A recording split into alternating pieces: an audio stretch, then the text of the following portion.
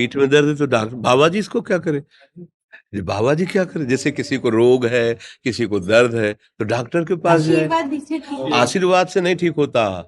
देखो बस वही समझ में नहीं आता, इसी भटकाओं में सब भटक रहे हो। कोई जंतुर बांध देगा, कोई आशीष, इसीलिए तुम सब अच्छे कर्म करो।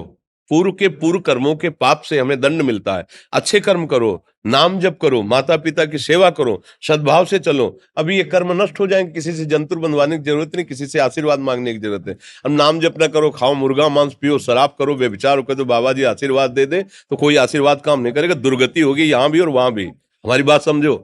अब जरूर बुरा लगता है, सत्य विषय बुरा लगता है, पर अगर बच्चा सावधान हो जाओगे तो सुखी हो जाओगे। कोई भी हो, हम किसी एक के लिए बात नहीं करते, सबके लिए करते हैं। सब भागते हैं इस बात में कि बाबा जी आशीर्वाद दे, रोग रहित हो जाओ। कभी नहीं होगा, कभी नहीं होगा। तुम्हारे आचरण ठीक होंगे तब तुम्हारा सब काम बनेगा।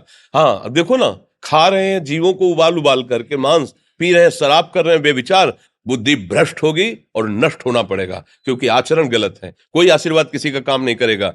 आप अच्छे आचरण करो, माता पिता की सेवा करो, परिवार की सेवा करो, समाज की सेवा करो, नाम जप करो। शरीर में कोई छोटे मोटे कष्ट आवे उनको सह जाओ, आगे चलकर आप देखो कि कैसी उन्नति होती, अच्छा होगा, मंगल होगा। इस ब्रह्म में ना किसी के आशीर्वाद से कुछ हो जाता है। हम आपको पक्की बात बताते हैं कि आज बाबा के यहाँ गए थे यार, पीठ में दर्द कम हो गया। ये तुम्हारा पुण्य लग गया, पुण्य बन गया, तुम्हारा कर्म। तुम आए ना यहाँ, तो जो जो पाग आगे धरे कोटिन यज्ञ समान, साधु दर्शन के लिए भाव से आए तो तुम्हारा वो रोग नष्ट होगा। तुम्हारे कर्म से नष्ट हुआ, तुम सत्कर्म किए ना, उससे कर नष्ट हुआ। बात समझो बच्चा, आप हमारे घर के हो सब। आशीर्वाद देने से हम कई बार कहा कि अगर तुम सुखी हो जाओ तो हम किसी से न मिले, चुपचाप अपने कमरे में बैठे केवल आशीर्वाद देते रहे सबको।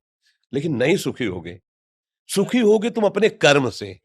को न काहू के सुख दुख कर दाता, और निज कृत कर्म भोग सुन भ्राता। हे भाई, अपने कर्म का भोग ही आपको भोगना पड़ेगा। कोई भी तुम्हारे कर्म को नहीं मिटा सकता, एकमात्र भगवान, एकमात्र भगवान। मेरी बात मान लेना, उनकी शरण में और नाम जप करो, सब ठीक हो जाएगा।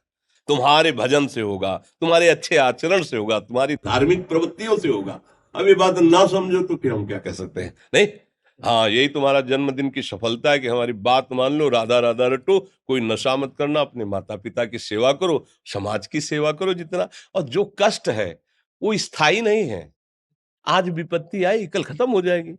अभी दिन है, फिर रात आ जाएगा, रात है तो दिन आ जाएगा। ये क्रम चलता रहता है, हमें निराश नहीं होना। सूरवीर योद्धा की तरह हमें जीना है यार, कायर की तरह नहीं जीना है। जी ठीक है। आप